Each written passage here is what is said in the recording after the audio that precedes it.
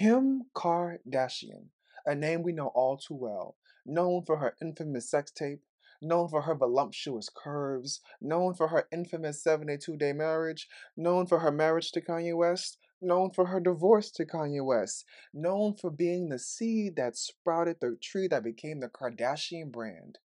Here's a mini deep dive into our girl, Kim, the ultimate Kardashian.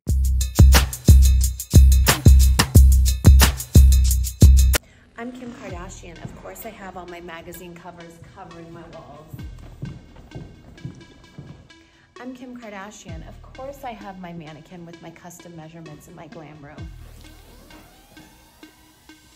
I'm Kim Kardashian. Of course I have my beauty campaigns on loop on a big TV wall.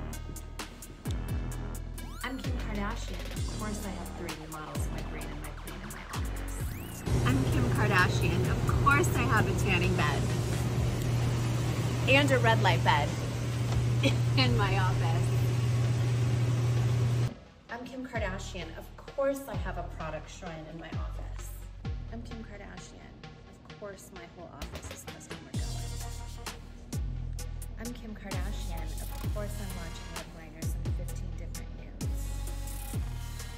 Well, if you didn't know who Kim Kardashian was before, I'm pretty sure you know who she is now. Born Kimberly Noel Kardashian to parents Robert Kardashian and Kristen Mary Houghton. Her name was Kristen. That's why she goes by Kristen. That's crazy. Anyway, on October 21st, 1980, Kim always dreamed of being famous. Just because I hope you do so you can see me when I'm famous and older and remember me. Okay, we're gonna do of this beautiful little girl. Excuse me, are you leaving? Okay. Okay. My name's Kim Kardashian. I'm the dopest on the ropest person in this class. I'm dope on a rope, and you should learn my vocabulary and stop Lorenzo because he's just jealous that I'm doper than he is, and that's just a fact. Define dope, Kim. So, dope is Kim. Yep, that's pre-famed 13-year-old Kim, the dopest of the ropest of her class, and according to her, the most popular. Anyway, wait, I want you to know what she's talking about. I'm more popular than she is. I love the class. Everyone loves me, so I'm so popular. And excuse me, Chris loves me the most out of anyone, and everyone's just like jealous because he loves me the most. And that's all I gotta say. We have so many memories, but you know they're gonna miss me the most. Bye. This life has always been a dream of Kim's. It's the reason why I believe she has managed it the best, seized the most opportunities, earned the most money, and for bonus points, is Kris Jenner's favorite child. She is the goose that lays the golden eggs. She is the pig that flies. She is the horse that shits money. So what does all this have to do with Kim's behavior and attitudes in seasons 3 and 4? Literally everything. Kim is arrogant, and that's not a bad thing.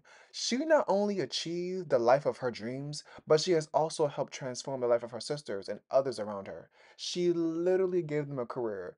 And while Kim didn't succeed alone, there is no show without Kim's sex tape and all of the things that made the public interested in her. She is deeply aware of this. I will never forget when her and Courtney were getting into this argument about Courtney participating in Kim's mobile game. She said Scott said I should buy her a pair of shoes, and then Kim said, I'm not buying her a fucking pair of shoes. I bought her a career. Mic drop. Because she, in fact, did buy Courtney a career. Kim started off as Paris Hilton's assistant, and if you don't know who Paris Hilton is, you must be living under a rock. Before the show, Kim organized closets for celebrities and then sold their things on eBay.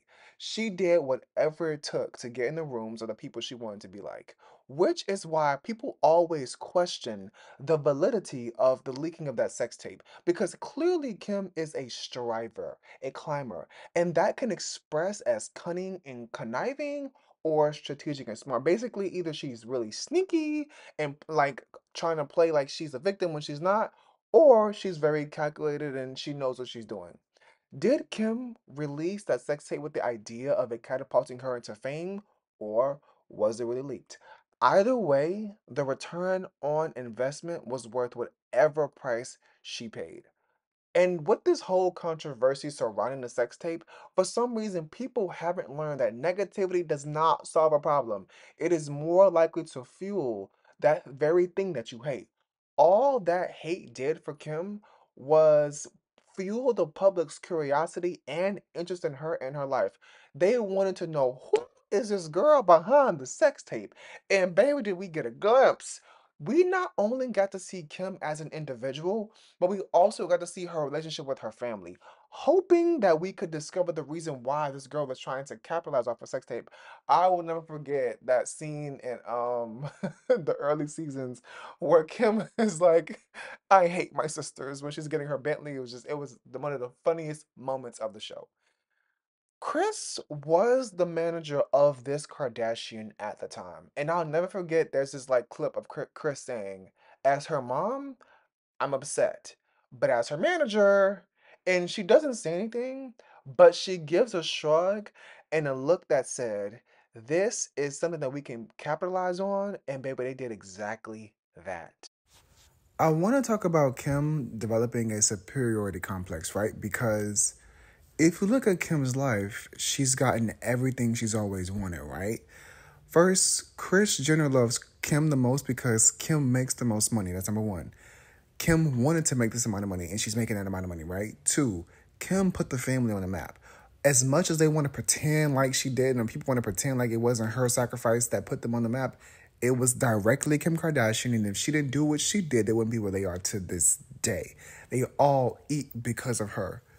Three, Kim, if you look at her life, she's gotten everything she's ever wanted.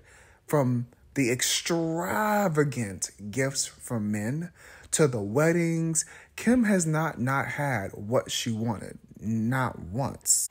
Again, like I mentioned in my Kourtney video, Kourtney's real issue with Kim is that Kris Jenner didn't love them well enough that Kourtney feels secure in herself that she doesn't have to be like Kim in order to be loved, right? And no tea, no shade. And I hate to say this because I just want to jump down this rabbit hole real quick.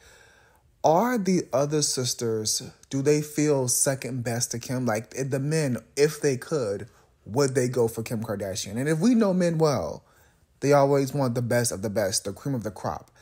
Sometimes I feel that the sisters themselves feel like they are second best to Kim because of the experiences Kim has had, right? Like Kim has dated Kanye West. And while Kanye isn't a great human being in terms of being a human being, in terms of like status, he really elevated her in a way that I don't think would be possible without Kanye West's help. The Kardashians are the Kardashians, right? They were solidified as their people from day one, right? They are those girls. But Kanye came in and legitimized the girls. He branded Kim to a higher level of society because of Kanye, who was somewhat at the time hip-hop royalty, is coming down together. It's almost like, in a way, at least in like higher society versus like lower class society, looking not necessarily like economic class.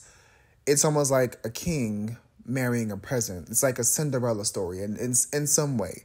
And I'm going to dive deeper into that because Kanye tells you a lot about how Kim feels about herself, right? We all are now aware that Kanye is a full-blown narcissist, right? We are aware of that. What is the perfect dynamic for a narcissist? A doormat. We first learned that Kim is a doormat when Kanye comes in and he's literally making her all the way over. I'll never forget the episode where he comes into her house and he's like, throw this away, throw that away. Like she is his personal Barbie.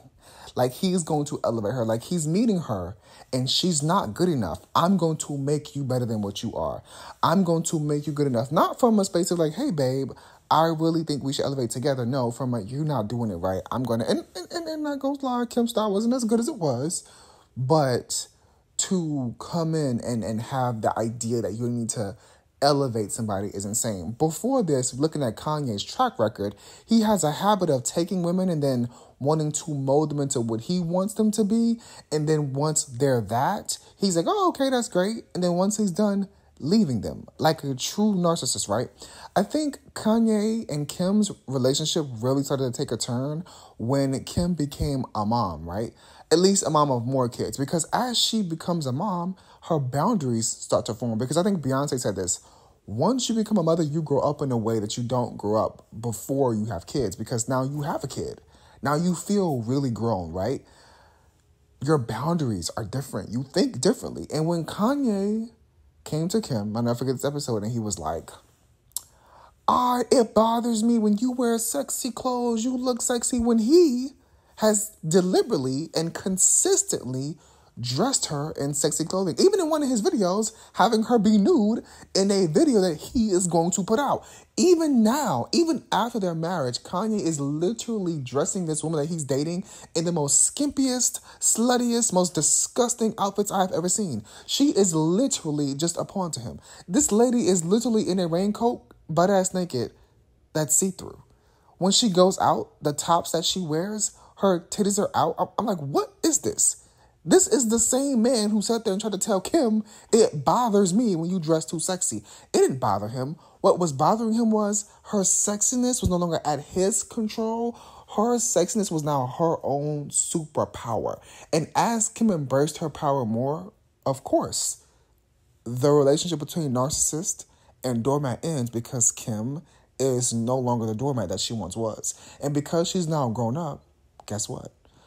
Kanye and her have to break up. Now, what does that say about Kim's relationship to the world around her as well? It lets us know that there are parts of her that she did not feel fully comfortable in herself. She didn't fully believe in herself in the way that we thought she did, right? She didn't necessarily hold herself to the esteem that we held her to. She didn't have that level of self-confidence that Kanye had. She probably thought, okay, I can, make something happen. But that ultimate thing of I can do this, I don't think Kim really possessed it until she was maybe about 40-ish. Even when she was younger and achieving great things, I think it was, let me get this before it goes away. Let me get this. It was always a running and chasing thing. I think now she is more in a manifestive state, more in a, I sit back, I relax, I do my thing, I let life happen. I think now she's choosing herself. I think now she's in her true power, right? The true villain in this story is Kris Jenner. Her inability to effectively love her kids well has led to all the issues between each sibling, right? Had she loved each and every one of them to make them feel like their way of life is important, and even probably checked Kim when Kim felt like she was superior, being like, hey, Kim, no. Courtney's goals are just as important and just as vital as yours.